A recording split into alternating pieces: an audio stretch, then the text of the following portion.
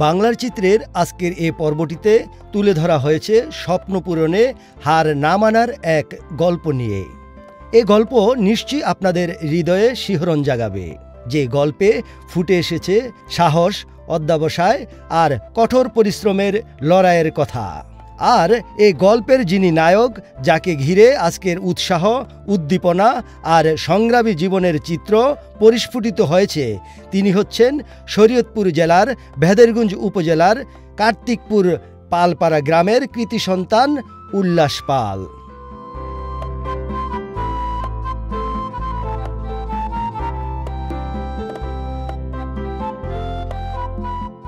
সবাইকে অনেক অনেক শুভেচ্ছা বাংলার চিত্রে। আমরা বাংলার চিত্রের প্রতিটি পর্বে তুলে ধরি বাংলাদেশের ইতিহাস, ঐতিহ্য এবং সংস্কৃতিকে। আজকের এই পর্বটি নির্মাণের জন্য আমরা চলে এসেছি শরীয়তপুর জেলার ভেদেরগঞ্জ উপজেলার কার্তিকপুরের পালপাড়া গ্রামে। আমরা এই পর্বটিতে এমন একজন সংগ্রামী মানুষের জীবন তুলে ধরব, ইতিমধ্যে আপনারা হয়তো তার সম্পর্কে কম বেশি জেনেছেন। দর্শক, আজকে যে ব্যক্তিটিকে নিয়ে আমরা এই পর্বটি সাজিয়েছি, তার রয়েছে এক বর্ণাঢ্য এবং সংগ্রামী জীবন, আর তিনি হচ্ছেন উল্লাস পাল। আমরা জানবো এ পর্বটিতে তিনি কতটা কষ্ট করে, শারীরিক প্রতিবন্ধকতাকে জয় করে আজকে তার স্বপ্নের চূড়ায় পৌঁছেছেন।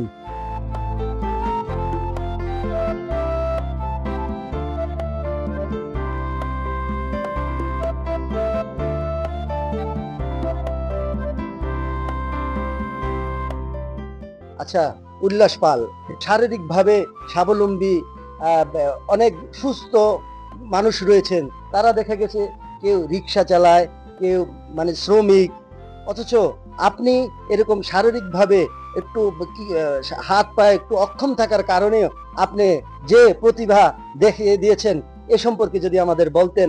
এই যে এ পর্যন্ত আসতে নিশ্চয়ই আপনার অনেক অধ্যবসায়, ইচ্ছা শক্তির কারণেই আপনি এই জায়গায় পৌঁছেছেন। এ সম্পর্কে যদি আমাদের একটু বলতেন ধাপে ধাপে। ধন্যবাদ আমাকে কিছু বলার সুযোগ করে দেওয়ার জন্য। আসলে সমাজের প্রতিটি স্তরেই যারা মানুষজন রয়েছে, তারা আসলে হয়তো কেউ কায়িক পরিশ্রম করে বা শারীরিক, অথবা কেউ বেশি মানসিক বা বুদ্ধিভিত্তিক চর্চাটা করে। তো আসলে প্রত্যেকটা চর্চা বা প্রত্যেকটা কর্মক্ষেত্রেই সফলতা অর্জন করা সম্ভব যদি সে পরিশ্রমী হয়। তো এক্ষেত্রে আমার শারীরিক প্রতিবন্ধকতা থাকার কারণে হয়তো আমি কায়িক পরিশ্রম বা শারীরিক ওই কসরতটা হয়তো আমি করতে পারতাম না। সেজন্য হয়তো আসলে এটা সৃষ্টিকর্তারই একটা অপরিসীম দান যে তিনি আমাকে যতটুকু ব্যথা দিয়েছে এবং আমি সেটা পরিশ্রমের মাধ্যমে সঠিকভাবে প্রয়োগ করার চেষ্টা করেছি। এজন্যই আসলে আমি এ পর্যন্ত আসতে পেরেছি। তার বাবার নাম উত্তম কুমার পাল এবং মাতা আন্না রানী পাল। তার বাবা একজন মৃৎশিল্পী।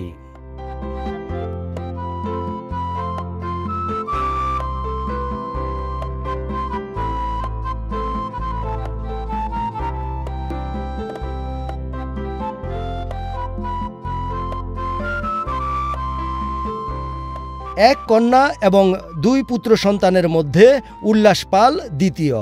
জন্ম থেকেই উল্লাস পালের হাত পা বিকলাঙ্গ ছিল। তার বাবা মা দেশ বিদেশে চিকিৎসা করান প্রতিনিয়ত।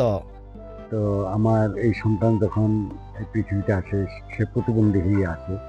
তো প্রথমে মনটা দেখে একটু খারাপই লাগবে। প্রথম সন্তানটা উপরওয়ালা যা দিচ্ছে, এটি আমার কাছে অনেক। তা আমি ছোটবেলা থেকেই তাকে আমার সাধ্যমতো চিকিৎসা করাই এবং ইন্ডিয়া পর্যন্ত নিয়ে চিকিৎসা করে আনছি। চিকিৎসা করানোর পর হাঁটতে পারতেছে। তার বাবা মা কখনোই উল্লাসকে বুঝতে দেয়নি সে শারীরিক প্রতিবন্ধকতার শিকার। এটা আমাদের প্রত্যেকেরই একটাই ছিল, যার জন্য আমরা ওই জিনিসটাকে কখনো কষ্ট মনে করি নাই, এবং ওকে উৎসাহ উদ্দীপনা দিয়ে ওকে মনোবলটা এরকম করছে ও যাতে বুঝতে না পারে যে আমি প্রতিবন্ধীর জন্য কিছু করতে পারতেছি না। আমরা যথাসাধ্য সবাই মিলে যে কষ্টটাকে কষ্ট মনে করি না। উদ্দেশ্যই ছিল যে ওকে সমাজের বুকে দাঁড়াইতে হবে, ও নিজ পায়ে দাঁড়াইতে হবে এবং নিজের জীবন ও যাতে নিজে চালাইতে পারে সেই ব্যবস্থা করে রেখে দিতে হবে। উল্লাস পালের হাতেখড়ি শুরু হয় পালপাড়া প্রাথমিক বিদ্যালয় দিয়ে।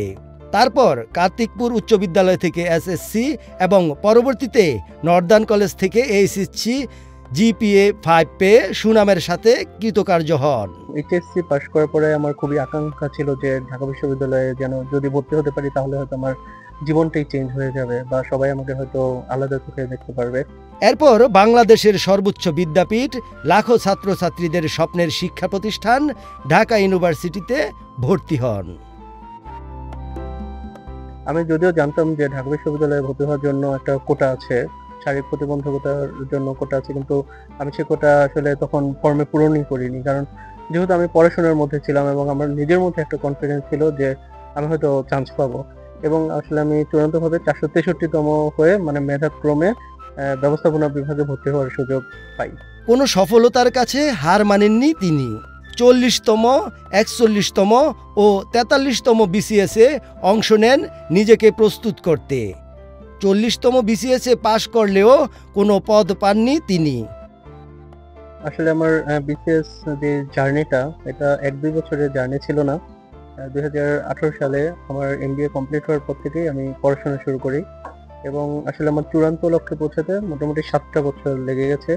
ধারাবাহিকভাবে 6-7টা ভাইবা দেওয়ার পরে যখন চাকরি হলো না, তখন আসলে আমার মনে মধ্যে এটাই শুধু মানে ঘোরাফেরা করেছে যে হয়তো শারীরিক প্রতিবন্ধকতা থাকার কারণে যে আমাকে হয়তো চূড়ান্তভাবে আমাকে নেওয়া হয়নি, এবং এটা যে কেউ এবং অনেকেই হয়তো আমাকে এটা বলেছে, এবং আমার মনের মধ্যে এটাই শুধু তখন বাস্তব যে আসলে যদি এরকমই হয় ঘটনা, তাহলে তো ভবিষ্যতে আমি কোনো চাকরিই পাবো না। হতাশায় গ্রাস না হয়ে তিনি 41তম বিসিএসে জুনিয়র ইনস্ট্রাক্টর পদে সুপারিশ পান। পরবর্তীতে 43তম বিসিএসে শিক্ষা ক্যাডারে সুপারিশপ্রাপ্ত হয়ে নড়িয়া সরকারি কলেজে লেকচারার হিসাবে যোগদান করেন। 43তম বিসিএসে আমি চূড়ান্তভাবে শিক্ষা ক্যাডারে সুপারিশপ্রাপ্ত হয়েছে এবং বর্তমানে নড়িয়া সরকারি কলেজে প্রভাষক হিসেবে কর্মরত আছি। কিন্তু তার নিরলস স্বপ্ন সেখানেও থেমে থাকেনি। তার স্বপ্ন ছিল প্রশাসন ক্যাডার হওয়া, আর সেই স্বপ্ন পূরণ হলো 44তম বিসিএসে এবং প্রশাসন ক্যাডারে সুপারিশপ্রাপ্ত হন তিনি। সর্বশেষ যে 44তম বিসিএস এর রেজাল্ট দিল, সেখানে আমার যে কাঙ্ক্ষিত লক্ষ্য ছিল যে প্রশাসন ক্যাডারে সুপারিশপ্রাপ্ত হওয়া, এবং সেটা আমি চূড়ান্তভাবে আসলে পেরেছি, এবং এর জন্য আমি খুবই আনন্দিত এবং গর্বিত। নির্বাহী ম্যাজিস্ট্রেট হিসেবে আসলে আমার তো নির্দিষ্ট দায়িত্ব থাকবেই, তো এর পাশাপাশি মানে যেহেতু আমি অলরেডি প্রতিবন্ধকতা নিয়ে অনেক কিছু ফেস করেছি, তো সমাজের এরা আসলে পিছিয়ে পড়া গোষ্ঠী, যদি প্রপার ট্রিটমেন্ট না করা হয় বা শিক্ষিত না করা হয়, তাহলে এরা আসলে সমাজে বোঝা হয়েই থাকবে। তো তাদের সম্পদে পরিণত হওয়ার জন্য সরকারি যতটুকু সুযোগ সুবিধা আছে সেগুলো, এবং তার পরিবারকে এবং সমাজকে সচেতন করার যে দায়িত্বটা, সেটা আমি ব্যক্তিগতভাবে গ্রহণ করব, মানে এটুকু আমার প্রত্যাশা আছে। আসুন আমরা সবাই উল্লাস পালের জীবন থেকে শিক্ষা নেই, হতাশাকে দূর করে কঠিন অধ্যবসায় আর পরিশ্রমকে কাজে লাগিয়ে বড় হওয়ার স্বপ্নকে বাস্তবায়ন করি। আমাদের সমাজের যারা বিশেষ চাহিদা সম্পন্ন বা যাদের আমরা প্রতিবন্ধী বলে থাকি, তাদের অবহেলা না করে তাদের পাশে দাঁড়াই। উল্লাসের আলোয়ে উল্লাসিত হোক সারা বাংলাদেশ। দর্শক, উল্লাস পাল সম্পর্কে জানতে জানতে আমরা আজকের অনুষ্ঠানের একদম শেষ প্রান্তে। আবারও দেখা হবে অন্য কোনো জায়গায় নতুন কোনো তথ্য নিয়ে। সে পর্যন্ত সবাই ভালো থাকুন, সুস্থ থাকুন, নিরাপদে থাকুন এবং বাংলার চিত্রের সাথেই থাকুন।